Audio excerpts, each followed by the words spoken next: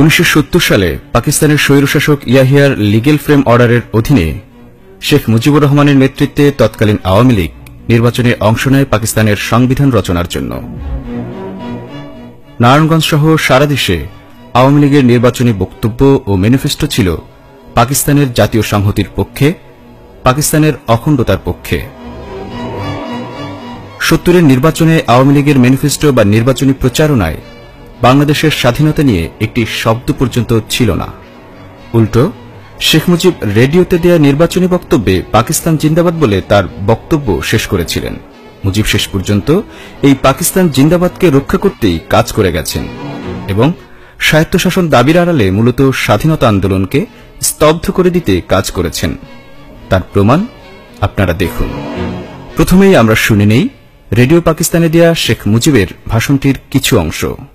We believe that with the support and confidence of the people which our party enjoys, we shall inshallah be able to successfully to meet this challenge. Pakistan Jindabad. চলুন শেষের অংশটি আবার ভালো করে শুনি। Be able to successfully to meet this challenge. Pakistan Jindabad. আমরা কি শুনলাম? শেখ মুজিব নিজের কণ্ঠে পাকিস্তান জিন্দাবাদ বলে ভাষণটি শেষ করলেন। এবার আসি 1971 সালের 7 মার্চের ভাষণে। সিদ্দিক সালিকের উইটনেস টু সারেন্ডার গ্রন্থ থেকে জানা যায়, শেখ মুজিব 7 মার্চের ভোররাতে পাকিস্তানের প্রেসিডেন্ট ইয়াহিয়ার সাথে ফোনে আতাত করলেন এবং ইয়াহিয়ার পরামর্শ ও নির্দেশে সিদ্ধান্ত নিলেন তিনি 7 মার্চের ভাষণে স্বাধীনতার ঘোষণা দিবেন না।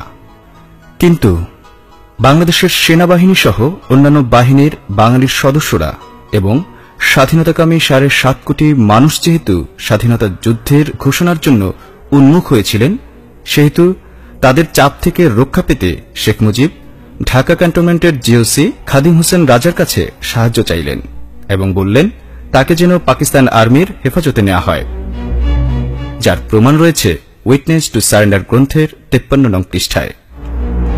বাংলাদেশের মানুষের স্বপ্ন ও আকাঙ্ক্ষাকে বিলীন করে পাকিস্তানের বর্বর ইয়াহিয়ার স্বপ্ন পূরণ করতে 7 মার্চের ভাষণে স্বাধীনতার ঘোষণা দিলেন না শেখ মুজিব। যখন বাংলাদেশের মানুষ প্রস্তুত যুদ্ধের জন্য, স্বাধীনতার জন্য, তখন শেখ মুজিব স্বাধীনতা ঘোষণার বদলে যুদ্ধের প্রস্তুতি নেওয়ার ভণ্ডামি আহ্বান জানালেন, যা কোনোভাবেই জনমনের প্রত্যাশা পূরণ করেনি।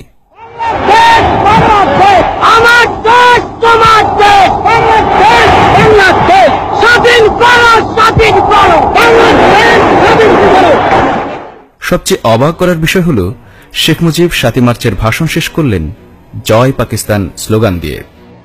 আওয়ামী লীগ যেমন মিথ্যার আবর্জনা দিয়ে ইতিহাসকে বিকৃত করে চলেছে, তেমনি সত্য রেকর্ড ও ডকুমেন্টসগুলোকেও অপকৌশলের মাধ্যমে নষ্ট করে দিয়েছে। বর্তমানে শেখ মুজিবের 7 মার্চের যে ভাষণটি আওয়ামী লীগ প্রচার করে, সে ভাষণটি একটি বিকৃত ভাষণ। আজ বাংলার মানুষ মুক্তি চায়, বাংলার মানুষ বাঁচতে চায়।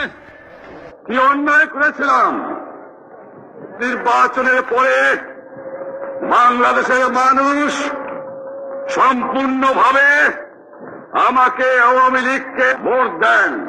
এদেশের মানুষ অর্থনৈতিক, রাজনৈতিক, সাংস্কৃতিক মুক্তি পাবে। কিন্তু দুঃখের বিষয়, আজ দুঃখের সঙ্গে বলতে হয় 23 বছরের করুণ ইতিহাস বাংলার অত্যাচারের, বাংলার মানুষের। আচ্ছা, আপনার কি ভাষণটুকু মনোযোগ দিয়ে শুনেছেন? ভাষণের কণ্ঠের মধ্যে পার্থক্য খেয়াল করেছেন? নিশ্চয়ই আপনারা লক্ষ্য করেছেন যে বর্তমানে প্রচারিত শেখ মুজিবের ভাষণটি এডিট করে নেওয়া হয়েছে, যে কারণে ভাষণের এক এক অংশের কণ্ঠ এক এক রকম হয়ে গেছে। আচ্ছা, এবার আসি ভাষণটির শেষ অংশে। এবারে সংগ্রাম আমাদের মুক্তির সংগ্রাম, এবারে সংগ্রাম স্বাধীনতার সংগ্রাম। জয় বাংলা। শুধু কণ্ঠ নয়, বাক্য প্রক্ষেপণের মধ্যেও অসামঞ্জস্য রয়েছে। এখানে মূলত জয় পাকিস্তান অংশটা ফেলে দিয়ে জয় বাংলাটুকু লাগানো হয়েছে। আরো প্রমাণ দিচ্ছি। এবারের সংগ্রাম স্বাধীনতার সংগ্রাম যখন বলছেন, তখন শেখ মুজিবের সরাসরি মুখ দেখা যাচ্ছে, অর্থাৎ শেখ মুজিব যে নিজের কণ্ঠে বলেছেন সেটি ভিডিওতে দেখা যাচ্ছে।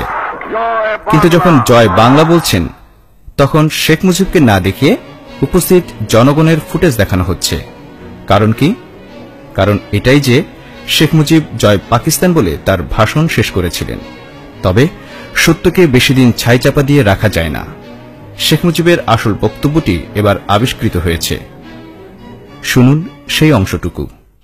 বাংলা, জয় পাকিস্তান, জয় বাংলা, জয় পাকিস্তান। জয় পাকিস্তান বলে 7 মার্চ যে শেখ মুজিব ভাষণটি শেষ করেছিলেন তার আরও প্রমাণ রয়েছে। 7 মার্চে শেখ মুজিবের ভাষণের সময় মঞ্চের সামনে বসে বক্তব্য শোনা প্রখ্যাত সাংবাদিক ও বাম রাজনীতিক নির্মল সেন তার আমার জীবনে ৭১-এর যুদ্ধ বইয়ে উল্লেখ করেছেন যে একথা সত্য, শেখ সাহেব 7 মার্চের বক্তব্যের শেষ দিকে বলেছিলেন, জয় বাংলা, জয় পাকিস্তান। এছাড়াও নির্মল সেন আরও লিখেছেন যে শেখ সাহেব কেন জয় পাকিস্তান বলেছিল সে বিষয়ে তিনি তাকে জিজ্ঞেস করেছিলেন। তখন শেখ সাহেবের মুখ কালো হয়ে গিয়েছিল। তখন তিনি বললেন, আমাকে স্বাধীনতার ঘোষণা দিতে হলে অনেক পথ অতিক্রম করতে হবে।